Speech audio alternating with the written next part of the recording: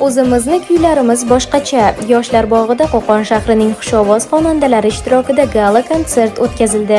Davlatimiz mustaqilligining 34 yilligi munosabati bilan bir bo'lsak yagona xalqmiz, birlashsak vatanmiz shiori ostida o'tkaziladigan konsert dasturini yuzlab hamshaharlarimiz va shahrimiz mehmonlari tomosha qilib, hordiq chiqardilar. Yoshlar bog'idagi karusellar va ko'ngilochar attraksionlar sayilgohga farzandlari bilan kelgan hamshaharlarimizga xizmat ko'rsatib, ko'tarinki kayfiyat baxshida etdi. Tohirbek Mahkamov, Shuhratjon Hasanov, Rustamjon G'aniyev, Ilhomjon Tolipov hamda shahrimiz iqtidorli yoshlaridan tarkib topgan ijodiy jamoalar milliy va vatanparvar qo'shiqlar bilan tomoshabinlarga zavq ulashdilar. Ulug'bek Norboyev, Munisaxon Qambaraliyeva Qo'qon shahar hokimligi matbuot xizmati uchun